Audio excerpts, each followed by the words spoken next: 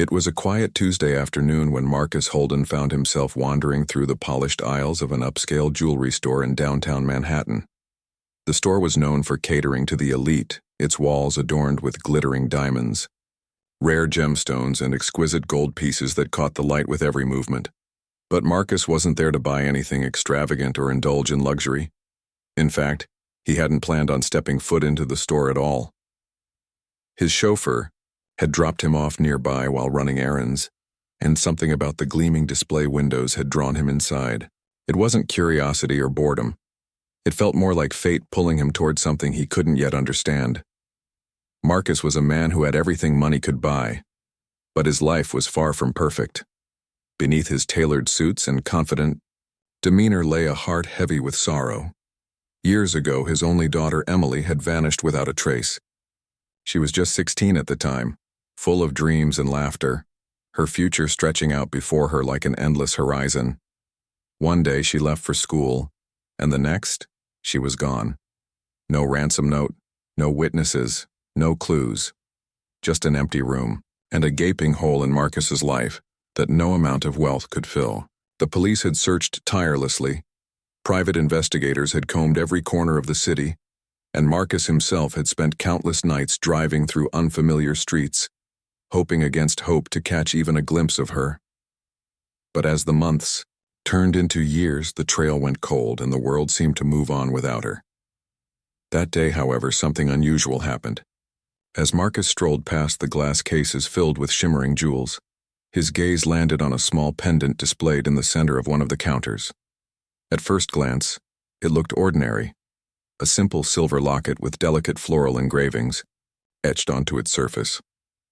But as he leaned closer, his breath hitched in his throat. He recognized it instantly. This wasn't just any pendant. It was the exact same one he had given Emily on her 16th birthday. A gift meant to symbolize their unbreakable bond, a reminder that no matter where life took her, she would always carry a piece of him with her. He remembered how her eyes had lit up when she opened the box, how she'd hugged him tightly and promised to wear it every day. And now, here it was, sitting behind glass in a jewelry store miles away from where she had disappeared. For a moment, Marcus stood frozen, his mind struggling to process what he was seeing. Was this some cruel trick? A coincidence? Or was this a sign that Emily was still out there somewhere, alive and waiting for him to find her? His hands trembled slightly as he called over the store manager, a well-dressed woman with a polite smile and a clipboard in hand. "Can you tell me more about this pendant?" he asked, his voice steady despite the storm raging inside him. The manager nodded and began explaining that the piece had been acquired during an estate sale several months prior. When Marcus pressed her for details, she admitted they didn't know much about its origins beyond that. Frustrated, but unwilling to let go of the lead, Marcus purchased the necklace without hesitation. As he walked out of the store, the pendant safely tucked into his pocket, his thoughts raced. If this truly belonged to Emily, then someone out there knew something, and he was determined to find out what. The next few days were a blur of activity. Marcus wasted no time in hiring a team of private investigators to trace the pendant's journey back to its source. These weren't ordinary detectives. They were the best in the business, experts at unraveling mysteries and uncovering hidden truths. Marcus spared no expense, knowing that this might be the closest he'd come to finding Emily in years. While the investigators worked tirelessly, Marcus found himself unable to focus on anything else. Sleep eluded him, and meals were forgotten. Every waking moment was consumed by thoughts of Emily and the possibility that she might still be alive. He replayed memories of her in his mind, the sound of her laughter, the way she used to roll her eyes at his jokes, the stubborn streak that made her so fiercely independent. The thought of her enduring hardship alone tore at his heart, but it also fueled his determination. He couldn't give up now, not when he was finally holding a tangible clue in his hands. Weeks passed, each day feeling longer than the last. Just when Marcus began to fear that the trail would go cold again, the investigators returned with news. They had traced the pendant to a woman named Lisa Carter, who lived in a modest apartment on the outskirts of the city. According to their Findings: Lisa had sold the necklace to the jewelry store shortly after acquiring it. Marcus immediately arranged to meet her, his pulse quickening with anticipation. When he arrived at her doorstep, he was greeted by a petite woman with nervous eyes and fidgety hands. She invited him inside, offering tea with a shaky smile, but it was clear she was uneasy about his presence. After some coaxing, Lisa confessed that she hadn't inherited the pendant from her grandmother as she'd initially claimed. Instead, she revealed that she'd bought it from a man named Derek, a shady character who frequented pawn shops and often dealt in stolen goods. Though hesitant to share more, Lisa eventually provided Derek's last known whereabouts: a rundown neighborhood, notorious for crime and corruption. Armed with this new information, Marcus prepared to confront Derek. The idea of venturing into such a dangerous area made his stomach churn, but he refused to let fear stand in the way of finding Emily. He hired additional security to accompany him, ensuring his safety while he navigated the grimy streets lined with crumbling buildings and suspicious figures lurking in shadowy corners. Locating Derek proved easier than expected. Word traveled fast in neighborhoods like this, and people recognized him by reputation, alone. Marcus finally tracked him down to a dimly lit bar, its air thick with cigarette smoke and the murmur of hushed conversations. Sitting at a corner table, Derek looked exactly as Lisa had described. Rough around the edges with a cocky grin that faltered the moment Marcus approached him. At first, Derek dismissed Marcus's questions with a sneer, clearly unimpressed by the billionaire's polished appearance. But when Marcus mentioned Emily's name and showed him a photograph of the pendant, Derek's bravado crumbled. Guilt flickered across his face, followed by a flash of fear. Under pressure, he admitted that he'd stolen the pendant during a burglary years ago. What he said next sent chills racing down Marcus's spine. Derek claimed he'd seen Emily, alive shortly after taking the necklace. Marcus's world tilted on its axis. Could it really be true? Could Emily still be out there somewhere, fighting to survive? The thought both thrilled and terrified him. Derek refused to elaborate further unless Marcus agreed to pay him. But Marcus wasn't about to negotiate with criminals. Instead, he reported everything to the police, ensuring Derek faced consequences for his actions. Meanwhile, Marcus worked closely with law enforcement, piecing together clues based on Derek's confession. Their investigation led them to discover evidence linking Derek to a human trafficking ring operating underground. The revelation horrified Marcus, but it also strengthened his resolve. Every lead mattered now, no matter how small. For the first time in years, Marcus allowed himself to feel a glimmer of hope. Emily might still be alive, and if she was, he would stop at nothing to bring her home. The discovery of the human trafficking ring sent shockwaves through Marcus's already fragile state of mind. It was one thing to imagine Emily struggling to survive on her own, but the thought of her being trapped in such a dark and dangerous world filled him with an overwhelming sense of dread. The investigators working alongside law enforcement dug deeper into Derek's connections, uncovering a web of criminal activity that stretched far beyond what anyone had initially anticipated. Names, addresses, and patterns began to emerge, painting a grim picture of an operation that preyed on vulnerable individuals, stripping them of their freedom and dignity. Marcus couldn't help but wonder how many others were suffering like Emily might be. Each new detail brought him closer to the truth, but also pushed him further into despair. As days turned into weeks, Marcus threw himself into the investigation with relentless energy. He attended every briefing, reviewed every piece of evidence, and followed up on every lead, no matter how insignificant it seemed. His wealth gave him access to resources most people could only dream of: private surveillance teams, forensic experts, and even psychologists who specialized in trauma recovery. But despite all these advantages, progress remained painfully slow. The traffickers were careful, operating in shadows and leaving behind little trace of their activities. For Marcus, this waiting game was excruciating. Every unanswered question felt like a punch to the gut, and every dead end left him questioning whether he'd ever see Emily again. Still, he refused to give up. If there was even the smallest chance she was alive, he owed it to her to keep fighting. One evening, As Marcus sat in his study surrounded by stacks of documents and photographs, his phone buzzed with an incoming call. It was Detective Harper, the lead investigator assigned to Emily's case. Her voice was calm but urgent as she explained that they had finally identified a potential safe house used by the trafficking ring. Located in a remote part of the city, the building had been under surveillance for several days, and recent intelligence suggested that multiple victims were being held there. Marcus's heart raced at the news. Could Emily be among them? The thought made it hard to breathe, but he forced himself to stay focused. "What's the plan?" he asked, his tone steady despite the storm raging inside him. Detective Harper assured him that a raid was being organized and promised to keep him updated every step of the way. The night of the raid was long and tense. Marcus paced back and forth in his penthouse, unable to sit still as he waited for news. Outside, rain poured down in sheets, adding to the oppressive atmosphere. Hours passed like days, each tick of the clock amplifying his anxiety. Finally, just before dawn, his phone rang again. This time, it was Detective Harper herself, calling from the scene. Her voice was strained but hopeful as she delivered the update. The raid had been successful. Several victims had been rescued, including a young woman whose description matched Emily's. Marcus's knees nearly buckled beneath him. Was it really possible? After all these years, had he finally found her? Detective Harper cautioned him not to get his hopes up too high until they could confirm her identity, but Marcus barely heard her words. All he could think about was getting to the station as quickly as possible.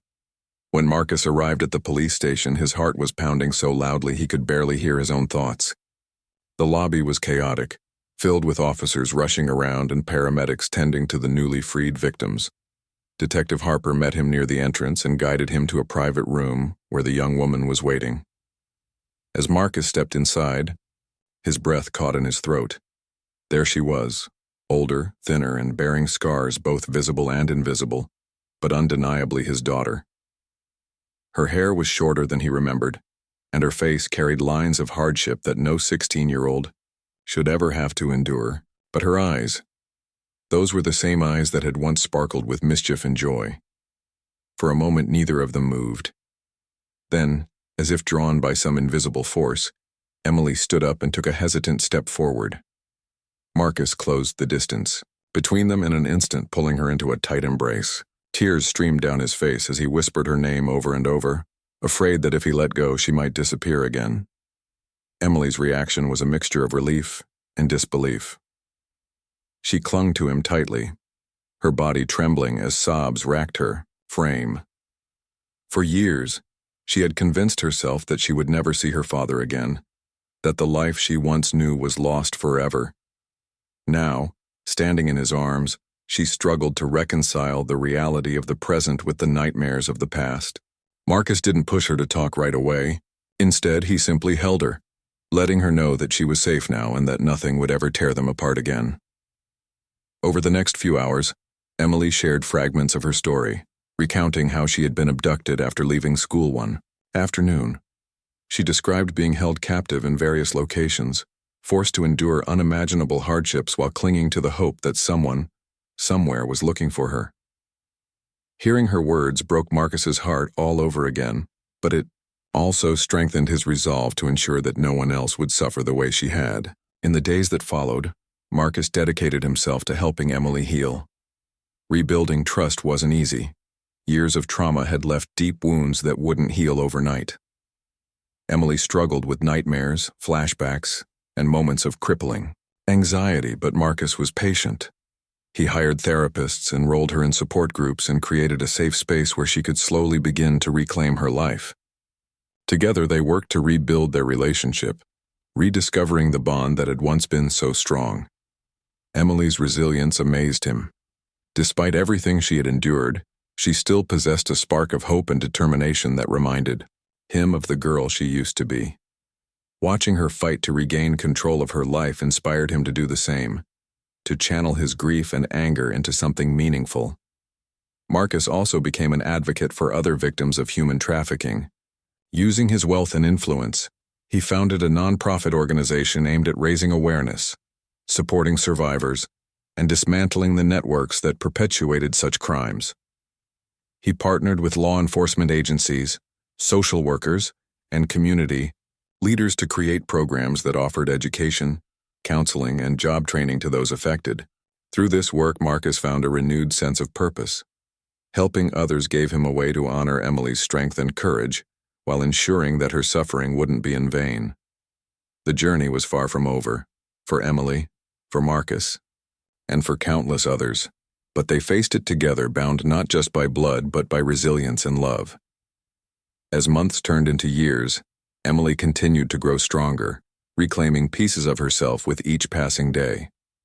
She returned to school, pursued her passions, and slowly built a new life for herself. Though the scars of her past would always remain, they no longer defined her. Marcus watched with pride as she transformed into a beacon of hope for others, speaking openly about her experiences and encouraging survivors to seek help. Their story became a testament to the power of perseverance and the unbreakable bonds of family. And though the road ahead was long, they faced it side by side, knowing that together they could overcome anything. The days following Emily's rescue were a whirlwind of emotions for both her and Marcus. While the initial joy of their reunion was undeniable, the reality of what Emily had endured began to sink in more deeply with each passing moment. Marcus tried to be patient, knowing that healing wouldn't happen overnight, but it was hard not to feel overwhelmed by the weight of everything she had gone through. Emily, on the other hand, struggled to adjust to her new life. She often found herself staring out windows or sitting silently for hours, lost in thought. Her mind replayed fragments of her captivity, faces she couldn't forget, voices that haunted her dreams, and moments when she had almost given up hope entirely. These memories lingered like shadows, refusing to fade even in the safety of her father's home. Marcus did everything he could to make Emily feel secure again. He redecorated her room, filling it with soft lighting, comfortable furniture, and photos from happier times before her disappearance. He hired round-the-clock caregivers who specialized in trauma recovery, ensuring she always had someone to talk to if she needed support. But despite his best efforts, there were moments when Emily withdrew completely, shutting everyone out as she grappled with the enormity of her experiences. Marcus understood this instinctively. After all, he too had spent years consumed by grief and guilt over losing her. Yet watching his daughter struggle now broke his heart in ways he hadn't thought possible. He wanted nothing more than to take away her pain, but he knew that wasn't something he could do alone. One afternoon, as Marcus sat beside Emily on the couch flipping through old photo albums together, she finally opened up about some of the details of her ordeal. Her voice trembled at first, barely above a whisper, but as she spoke, it grew stronger. She described how she had been abducted after leaving school one day, forced into a van by masked men who covered her mouth to silence her screams. From there, she was taken to a series of locations, each one more terrifying than the last. At first, she had clung to the belief that someone would find her, that her father wouldn't stop searching until he brought her home. But as weeks turned into months and then years, that hope began to dim. She learned to survive by staying quiet, observing her captors carefully, and looking for any opportunity to escape, even though none ever came. What struck Marcus most about Emily's story was her resilience. Despite being surrounded by darkness, she had managed to hold on to tiny sparks of light. She told him about the friendships she had formed with other victims, bonds forged in the crucible of shared suffering. They had supported each other during the hardest times, whispering words of encouragement late at night when the world seemed unbearable. One girl in particular, named Sarah, had become like a sister to her. Together they had dreamed of freedom, imagining what life might look like outside the confines of their prison. When Sarah was eventually moved to another location, Emily felt as though a part of her had been torn away. Hearing this, Marcus realized just how much courage it must have taken for Emily to keep going, even when every fiber of her being wanted to give up. As Emily continued to share her story, Marcus made a silent vow to honor her bravery. He decided to use his resources and influence to fight back against the system that had allowed such atrocities to occur. The human trafficking ring responsible for Emily's abduction had already been dismantled thanks to the efforts of law enforcement. But Marcus knew this was only the tip of the iceberg. Trafficking networks operated globally, preying on vulnerable individuals and exploiting them for profit. If he truly wanted to make a difference, he needed to tackle the problem on a larger scale. With this goal in mind, he founded an organization called Path to Freedom, dedicated to raising awareness about human trafficking, supporting survivors, and advocating for stronger policies to combat the issue. The launch of Path to Freedom marked a turning point in Marcus's life. For years he had lived in the shadow of his grief, allowing his wealth to insulate him from the harsh realities of the world. Now, he threw himself into his work with a passion he hadn't felt since before Emily's disappearance. He partnered with experts in the field, lawyers, social workers, psychologists, and activists who shared his vision of creating a safer future for everyone. Together, they developed programs aimed at educating communities about the warning signs of trafficking, providing job training and housing assistance to survivors, and lobbying lawmakers to pass stricter legislation. Marcus also used his connections in the business world to raise funds, hosting galas and charity events that drew attention to the cause while generating millions of dollars in donations. Emily played a key role in the organization's success. At first, she hesitated to get involved, fearing that reliving her trauma would be too painful. But as she watched her father pour his heart into the project, she began to see its potential impact. Slowly, she started attending meetings, sharing her story with small groups and offering input on program design. Over time, she gained confidence, realizing that her voice had power. By speaking out, she could help others understand the realities of trafficking and inspire them to take action. This newfound sense of purpose gave Emily a reason to keep moving forward, even on days when the weight of her past threatened to pull her under. The work wasn't easy, for either of them. There were setbacks and challenges along the way, moments when progress seemed impossibly slow. Some critics dismissed Marcus's efforts as mere philanthropy, accusing him of using his daughter's tragedy to boost his public image. Others questioned whether someone so wealthy could truly understand the struggles faced by marginalized communities. But Marcus refused to let negativity derail him. Instead, he doubled down on his commitment, working tirelessly to ensure that Path to Freedom remained grounded in empathy and authenticity. He listened to feedback, adapted strategies, and stayed focused on the mission, saving lives and giving survivors a second chance. Meanwhile, Emily continued to heal in her own way. Therapy sessions helped her process her emotions, while creative outlets like painting and writing allowed her to express feelings she couldn't put into words. She reconnected with old friends, cautiously at first, but soon found comfort in familiar faces. School became a sanctuary once again, a place where she could focus on building a brighter future rather than dwelling on the past. Though scars remained, both physical and emotional, they no longer controlled her. She learned to embrace her strength, recognizing that surviving what she had been through made her extraordinary. By the end of the first year, Path to Freedom had achieved remarkable milestones. The organization had assisted hundreds of survivors, providing them with the tools they needed to rebuild their lives. Awareness campaigns reached millions of people worldwide, sparking conversations and inspiring change. Lawmakers began drafting bills based on recommendations from the group, signaling a shift toward more comprehensive protections for vulnerable populations. For Marcus and Emily, these accomplishments represented more than just victories. They were proof that love and determination could overcome even the darkest forces. Their journey was far from over. Both knew that the fight against human trafficking would require sustained effort for years to come. But as they stood side by side, united by their shared mission, they felt a profound sense of hope. Emily's rescue had been a miracle, but the work they were doing now was a testament to the power of resilience and redemption. Together, they had transformed unimaginable pain into something beautiful, a legacy of compassion and courage that would continue to ripple outward, touching countless lives in ways they might never fully know. As Path to Freedom grew in influence and reach, Marcus and Emily found themselves at the center of a movement that was slowly but surely changing lives. The organization had become more than just a non-profit. It was a beacon of hope for countless, individuals who had been touched by the horrors of human trafficking. Survivors from all walks of life reached out to share their stories, seeking guidance, support, and a sense of belonging.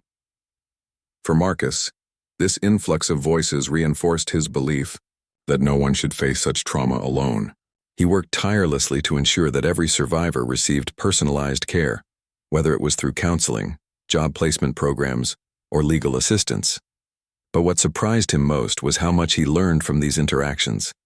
Each story added depth to his understanding of the issue, reminding him that behind every statistic was a person with dreams, fears, and untapped potential. Emily, too, embraced her role within the organization with growing confidence. At first, she had been hesitant to step into the spotlight, fearing judgment or pity from others. But as she began speaking publicly about her experiences, she realized that her words carried weight, not because they were dramatic or sensational, but because they were authentic. People listened when she talked about the importance of resilience, not just during captivity but also in the aftermath. She emphasized that healing wasn't linear. There would be good days and bad days, moments of triumph and setbacks. Yet through it all, she encouraged survivors to hold on to hope and believe in their ability to reclaim their lives. Her message resonated deeply, especially with younger victims who saw her as proof that survival was possible.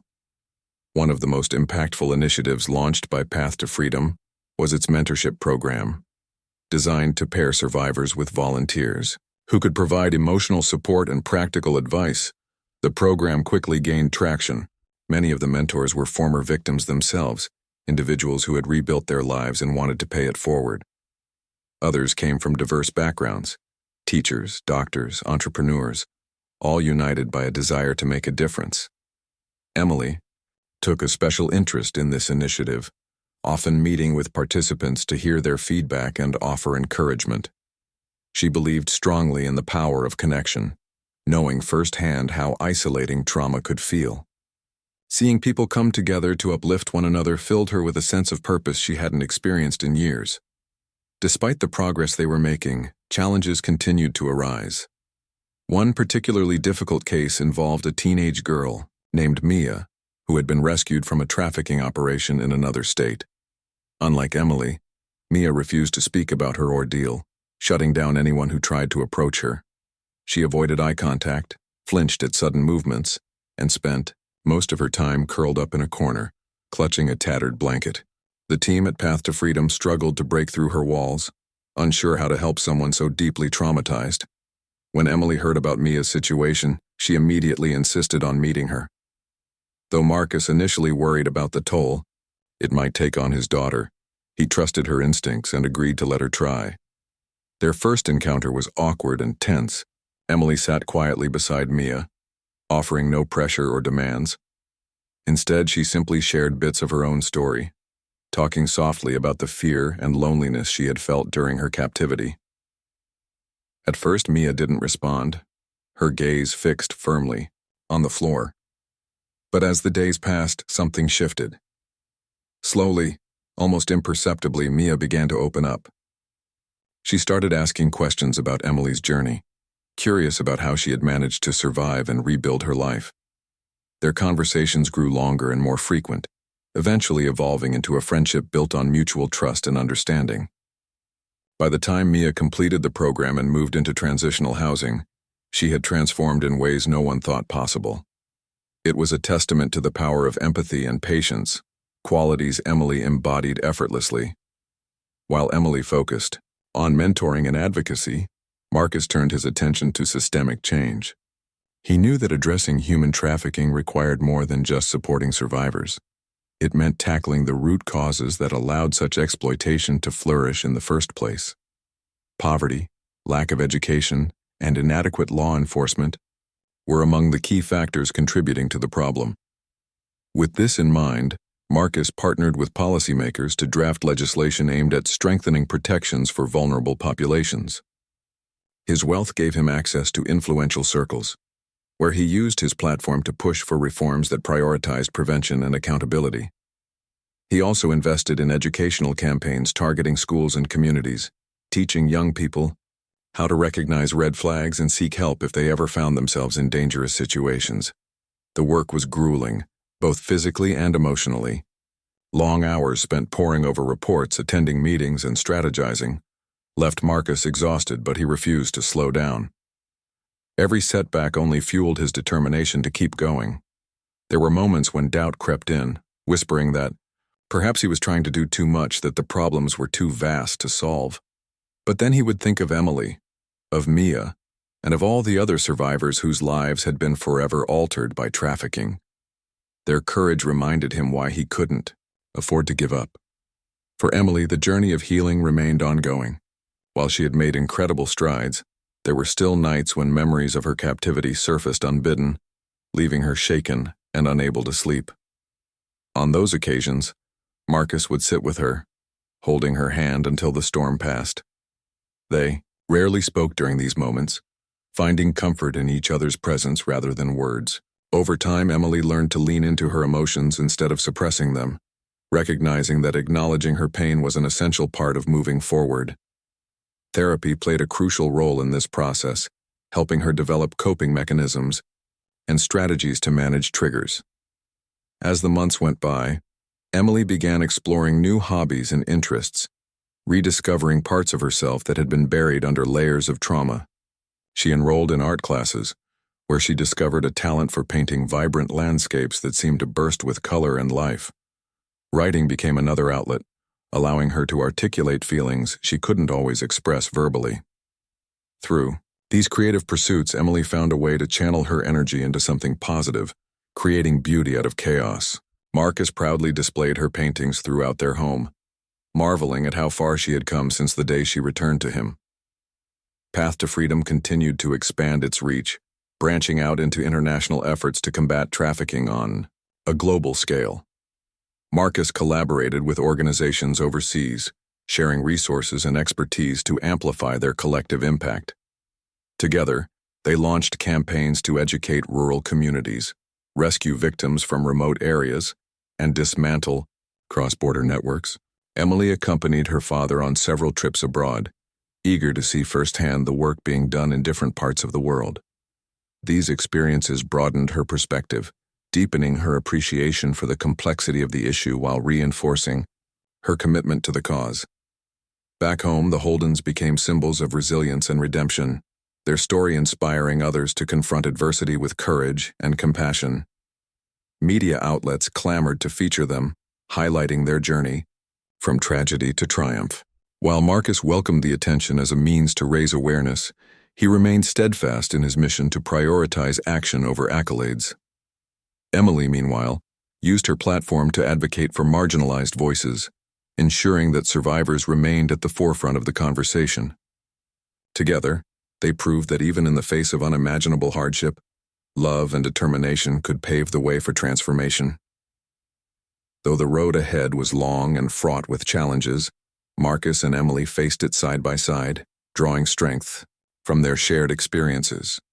They understood that true healing wasn't about erasing the past, but learning to live alongside it, finding meaning in the scars and using them as stepping stones toward a brighter future. As they stood together, united by their mission, they knew that their fight was far from over. But they also knew that they had already accomplished something extraordinary. They had turned pain into purpose, creating a legacy of hope that would continue to inspire generations to come.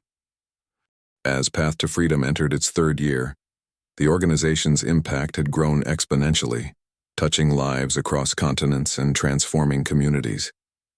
Marcus and Emily had become fixtures in the fight against human trafficking, their names synonymous with resilience and advocacy. Yet despite the progress they'd made, neither of them felt satisfied.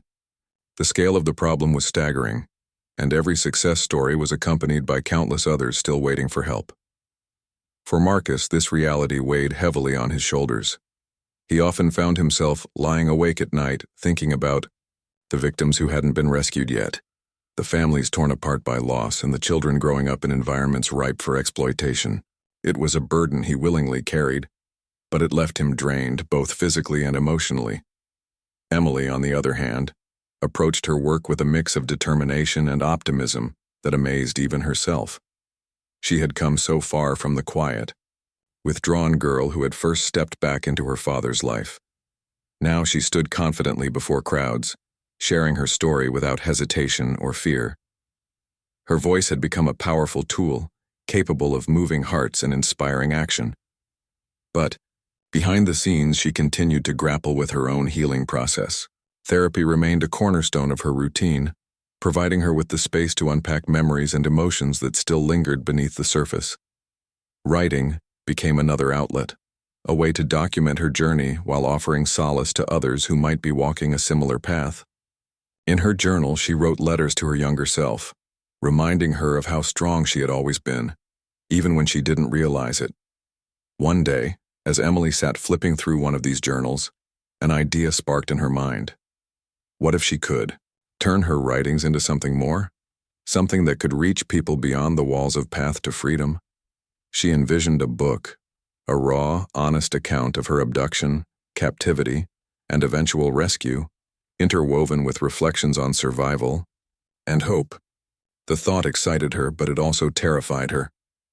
Sharing her story publicly was one thing. Putting it down in permanent ink for the world to read was entirely different. She hesitated for weeks, unsure whether she was ready to take such a bold step. Finally, she confided in Marcus, seeking his advice. To her relief, he encouraged her wholeheartedly, assuring her that her words could make a difference. "Your story isn't just yours anymore," he told her gently. "It belongs to everyone who needs to hear it." With Marcus's support, Emily began working on the manuscript. Writing wasn't easy. It forced her to confront painful memories head-on, reliving moments she would rather forget. Some days the words flowed effortlessly, spilling onto the page like water breaking free from a dam. Other days she stared at a blank screen for hours, unable to find the strength to continue. But through it all, she reminded herself why she had started. This wasn't just about her. It was about giving a voice to those who couldn't speak for themselves. Slowly but surely, the pieces came together, forming a narrative that was equal parts harrowing and hopeful. When the final draft was complete, Emily felt a sense of accomplishment, unlike anything she had experienced before. It was as though she had reclaimed a part of herself that had been stolen long ago. The publication of Emily's book marked a turning point, not only for her, but also for Path to Freedom. Titled, "Through Shadows into Light," the memoir quickly gained traction, resonating with readers around the globe. Critics praised its unflinching honesty and emotional depth, while survivors reached out to thank Emily for putting into words what they had struggled to articulate themselves. Bookstores couldn't keep copies on the shelves, and within months it became a bestseller. The proceeds went directly to funding Path to Freedom's programs, further amplifying its reach and impact. For Emily, the response was overwhelming, but deeply fulfilling. She realized that her pain had a purpose, that by sharing her truth she could light the way for others navigating their own darkness. Meanwhile, Marcus focused on expanding Path to Freedom's international efforts. Having seen firsthand the devastating effects of trafficking in developing countries, he knew that addressing the issue required a global perspective. He traveled extensively, meeting with local leaders, activists, and survivors to understand the unique challenges faced by each region. In Southeast Asia, he partnered with grassroots organizations working to combat child labor and sexual exploitation. In Eastern Europe, he collaborated with law enforcement agencies to dismantle trafficking rings operating across borders. And, in Africa, he supported initiatives aimed at empowering women and girls through education and economic opportunities. Each trip reinforced his belief that solutions needed to be tailored to specific contexts, rather than relying on a one-size-fits-all approach. These journeys brought Marcus closer to the heart of the problem, but they also exposed him to stories of incredible resilience. He met survivors who had overcome unimaginable odds to rebuild their lives, often becoming advocates themselves. One woman in particular stood out, a former victim named Amina, who now ran a shelter for trafficked girls in Kenya. Her courage and determination inspired Marcus, reminding him of Emily's strength. They formed an immediate bond, exchanging ideas and strategies for tackling the issue on multiple fronts. By the time Marcus returned home, he was filled with renewed energy and resolve, eager to implement some of the innovative approaches he had witnessed abroad. Back in New York, Emily continued to play a pivotal role in Path to Freedom's operations. She took charge of organizing fundraising events, leveraging her newfound fame to attract high-profile donors and sponsors. Galas hosted by celebrities, art auctions featuring works by survivor artists, and benefit concerts drew record-breaking donations, allowing the organization to expand its services and reach even more people. Emily's charisma and authenticity won over skeptics, silencing critics who had once dismissed her involvement as mere tokenism. Behind the scenes, she worked tirelessly to ensure that every dollar raised translated into tangible results, whether it was opening new shelters, launching job training programs, or providing legal aid to survivors seeking justice. Despite their successes, both Marcus and Emily remained acutely aware of the challenges ahead. Trafficking networks were constantly evolving, finding new ways to exploit technology and evade detection. Social media platforms, once hailed as tools for connection, had become breeding grounds for predators targeting vulnerable youth. Cryptocurrencies offered anonymity to criminals, making it harder for authorities to track illicit transactions. Recognizing the need for innovation, Marcus invested heavily in tech-based solutions, partnering with cybersecurity experts to develop algorithms capable of identifying suspicious online activity. These advancements allowed law enforcement agencies to intervene before potential victims were lured into dangerous situations. Emily spearheaded awareness campaigns aimed at educating parents and teenagers about the risks posed by online predators, emphasizing the importance of vigilance and communication. Their combined efforts yielded impressive results, but they weren't without personal cost. The constant travel, late nights, and emotional toll of dealing with such heavy subject matter began to take their toll. Marcus noticed signs of burnout creeping in: fatigue, irritability, and difficulty concentrating. Emily, too, struggled to maintain balance, juggling her responsibilities with her own recovery. On several occasions, they considered stepping back, fearing that pushing themselves too hard might jeopardize their health.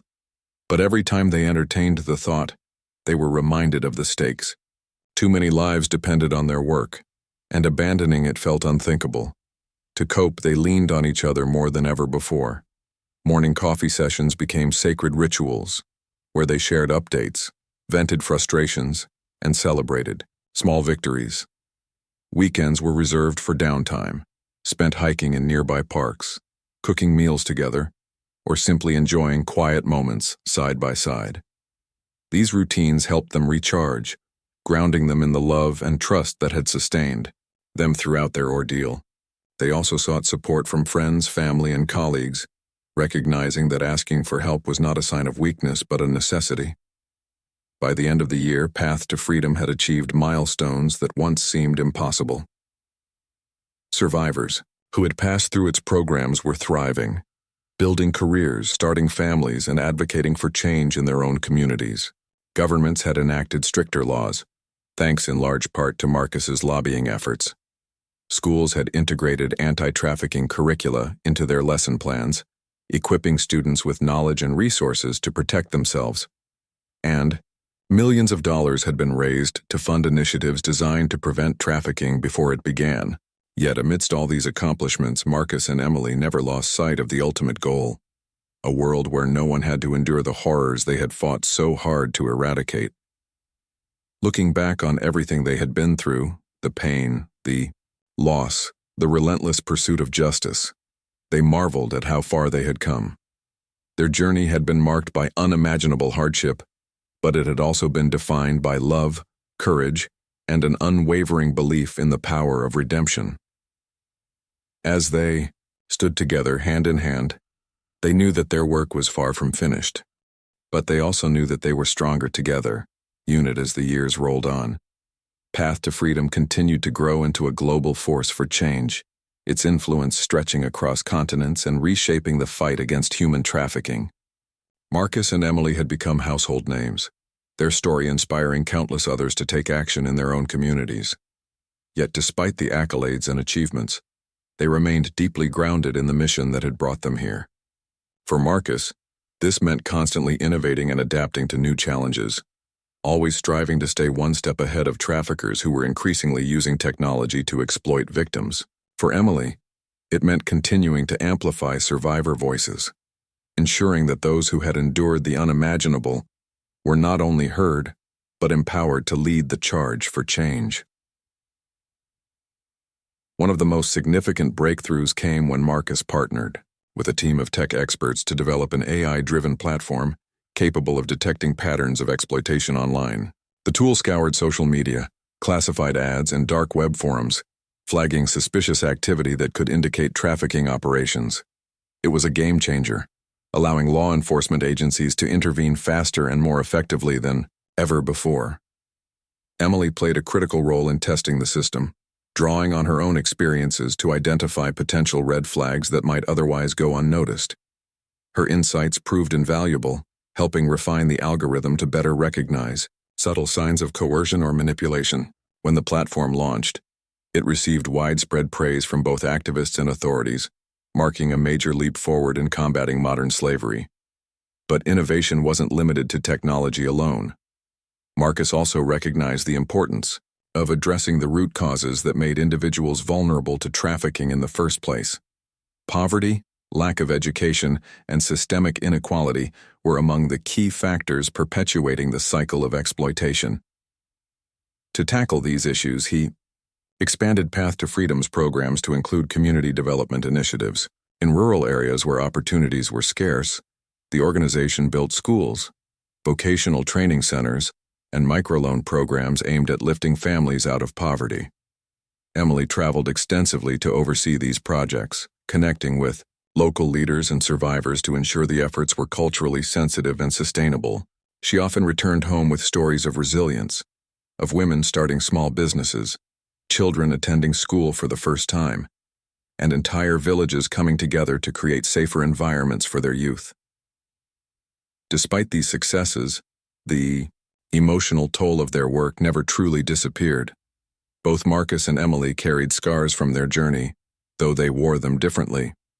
For Marcus, it manifested as a quiet weariness that settled deep in his bones.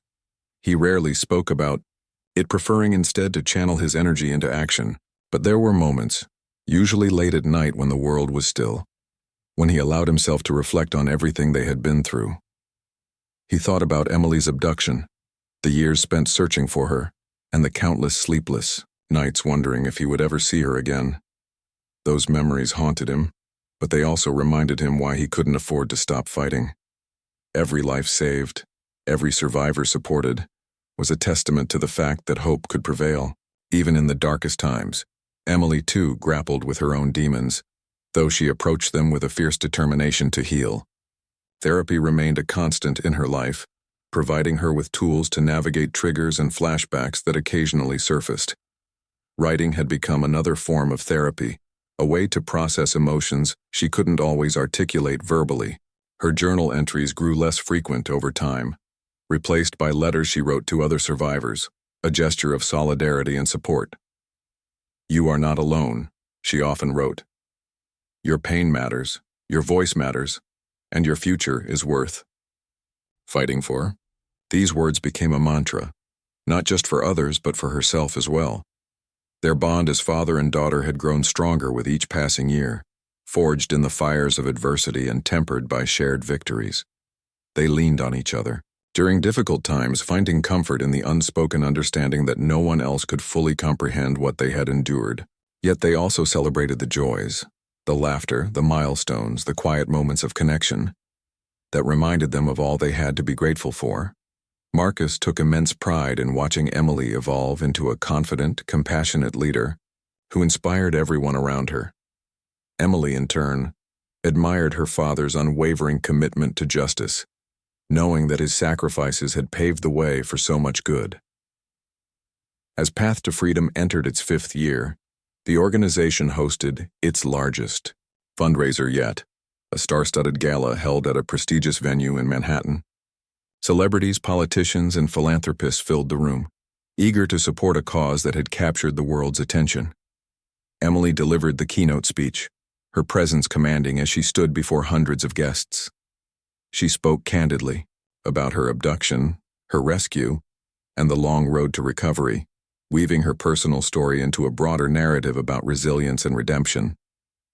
By the time she finished, there wasn't a dry eye in the house. The event raised millions of dollars, setting a new record for charitable contributions in a single evening. The funds allowed Path to Freedom to launch several ambitious projects, including a global awareness campaign targeting young people. Dubbed Break the Chain, the initiative combined social media outreach, educational workshops, and peer mentoring to teach teenagers how to recognize and resist exploitation. Emily spearheaded the project, collaborating with influencers and content creators to spread the message far and wide. Videos, memes, and hashtags flooded platforms like Instagram and TikTok, sparking conversations among teens who might otherwise have dismissed the issue as irrelevant to their lives. The campaign's success exceeded expectations, reaching millions of viewers and prompting thousands to seek additional resources or report suspicious behavior. Meanwhile, Marcus turned his focus to policy reform, lobbying governments around the world to adopt stricter anti-trafficking measures. He worked closely with international organizations like the United Nations and Interpol, advocating for coordinated efforts to dismantle cross-border networks. His persistence paid off when several countries passed landmark legislation increasing penalties for traffickers and expanding protections for victims. At home, he championed bills aimed at regulating industries known to facilitate exploitation, such as hospitality and transportation. Though progress was slow and often frustrating, Marcus refused to back down, knowing that systemic change required patience and perseverance. Through it all, Marcus and Emily never lost sight of the human element behind their work. They made it a point to visit shelters and safe houses regularly, meeting with survivors and listening to their stories. These interactions kept them connected to the reality on the ground, reminding them that the numbers and statistics represented real people with dreams and aspirations. One particular visit left a lasting impression on both of them. A young boy named Jamal, barely 10 years old, had been rescued from forced labor in a garment factory. Despite the hardships he had endured, his eyes sparkled with curiosity and mischief, lighting up whenever someone paid him attention. Emily spent hours talking to him, sharing jokes and drawing pictures together. As they parted ways, Jamal hugged her tightly, whispering, "Thank you for believing in me." That moment stayed with her long after they left, fueling her resolve to keep going. By the end of the year, Path to Freedom had transformed countless lives, creating ripples of change that extended far beyond what Marcus and Emily had initially envisioned. Survivors who had once felt invisible now stood tall, reclaiming their identities and forging paths toward brighter futures. Families torn apart by tragedy found solace in knowing that someone cared enough to help them rebuild. Communities ravaged by exploitation began to heal, united by a shared vision of safety and prosperity. And throughout it all, Marcus and Emily remained steadfast in their belief that love and determination could overcome even the greatest obstacles. Looking ahead, they knew the road would continue to be fraught with challenges. Trafficking networks were resilient, adapting to crackdowns and finding new ways to exploit vulnerabilities. Technology, while offering solutions, also posed risks that required constant vigilance, and the sheer scale of the problem meant that no matter how many lives they touched, there would always be more work to do. Yet neither of them shied away from the task. They understood that true change took time, effort, and an unshakable commitment to the cause. As they reflected on their journey thus far, Marcus and Emily felt a profound sense of gratitude, not just for the progress they had made, but for the lessons they had learned along the way.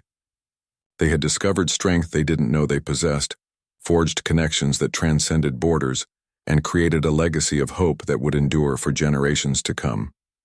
Together, they had proven that even in the face of unimaginable darkness, light could shine through. And as they looked toward the future hand in hand, they vowed to keep fighting, not just for themselves, but for everyone who deserved a chance at freedom, led by a Shah. As the 7th year of Path to Freedom dawned, Marcus and Emily found themselves reflecting on how far they had come since that fateful day, when a simple pendant in a jewelry store reignited their lives' purpose. The organization had grown, into a global powerhouse, its reach extending to remote villages, bustling cities, and even conflict zones where trafficking thrived under the radar. But despite the accolades and milestones, neither Marcus nor Emily allowed themselves to rest. They knew the fight against human trafficking was not one that could ever be fully won. It required constant vigilance, innovation, and compassion. Each new challenge only deepened their resolve to ensure that no one else would endure what Emily had. One of the most remarkable developments during this period was the creation of a survivor-led advisory board within Path to Freedom. This initiative was spearheaded by Emily, who believed passionately that survivors should have a direct voice in shaping the programs designed to help them. The board consisted of individuals from diverse backgrounds, men and women, young and old, hailing from different parts of the world, who brought unique perspectives to the table. Their input transformed the way Path to Freedom operated, ensuring that every decision was rooted in empathy and understanding. For Marcus, watching these survivors take ownership of their healing journey was profoundly moving. It reinforced his belief that resilience wasn't just about surviving adversity, it was about thriving despite it. Emily's role as a leader within the organization continued to evolve. She became a mentor not only to survivors, but also to activists and advocates around the globe. Her memoir, Through Shadows into Light, remained a beacon of hope for many, translated into multiple languages and read in classrooms, support groups, and community centers worldwide. Yet Emily didn't stop there. She began working on a follow-up book, this time focusing on the stories of other survivors whose courage had inspired her along the way. These narratives highlighted the strength and ingenuity of people who had risen above unimaginable circumstances, proving that resilience came in countless forms. Writing the book was both cathartic and challenging, forcing Emily to confront difficult truths while celebrating moments of triumph. When it was finally published, the response was overwhelming. Readers praised its raw honesty and its ability to foster connection across cultures and experiences. Meanwhile, Marcus focused on leveraging his wealth and influence to address systemic issues at the highest levels. He attended international summits engaging with world leaders to push for stronger anti-trafficking policies. His advocacy extended beyond legislation. He championed initiatives aimed at holding corporations accountable for unethical practices that perpetuated exploitation. From fashion brands using forced labor to tech companies turning a blind eye to online predators, Marcus demanded transparency and action. His relentless pressure led to groundbreaking partnerships between governments, businesses, and nonprofits, creating a united front against trafficking. At home, he worked tirelessly to educate consumers about the importance of ethical purchasing, urging them to think critically about the origins of the products they bought. The impact of Path to Freedom's work became increasingly visible as success stories poured in from unexpected places. In Southeast Asia, a network of shelters funded by the organization provided refuge and rehabilitation to hundreds of rescued victims. Many of these individuals went on to start their own businesses or pursue higher education, breaking the cycle of poverty that had made them vulnerable in the first place. In Eastern Europe, law enforcement agencies credited Path to Freedom's training programs with dismantling several high-profile trafficking rings. And in Africa, microloan initiatives empowered women to become entrepreneurs, reducing their reliance on exploitative employers. Each story of transformation served as a reminder that small actions could spark monumental change. Despite the progress, Marcus and Emily were acutely aware of the emotional toll their work took on them. The weight of knowing so many lives still hung in the balance was heavy, and there were days when exhaustion threatened to overwhelm them. Marcus often found himself retreating to his study late at night, staring out the window as memories of Emily's disappearance flooded his mind. What if they hadn't found her? What if she had been lost forever? These thoughts haunted him, but they also fueled his determination to keep fighting.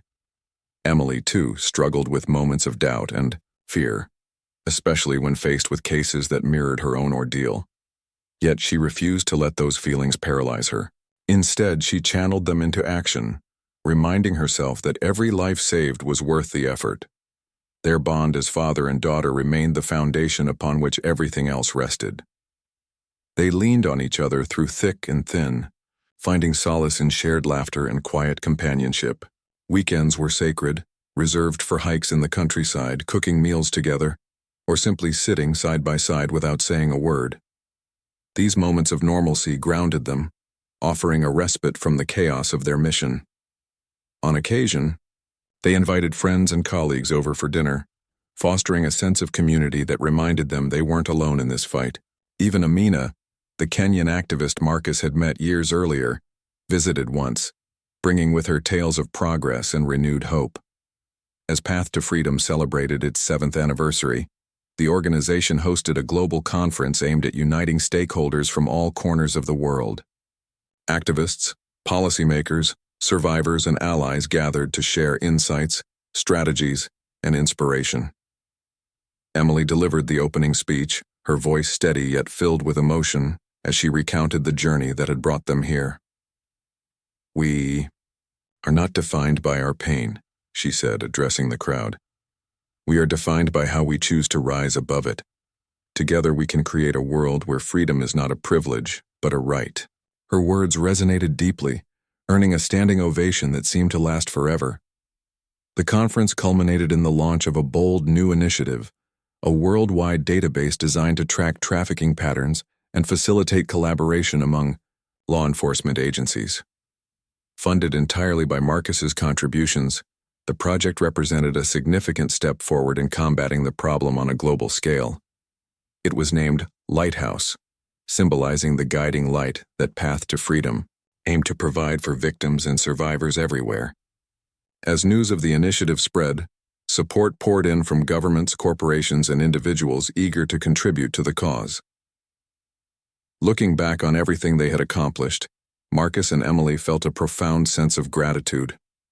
They had turned personal tragedy into a force for good, proving that even in the darkest times, love and perseverance could illuminate the path forward. Their journey had been marked by heartbreak and hardship, but it had also been defined by courage, compassion, and an unwavering belief in the power of redemption.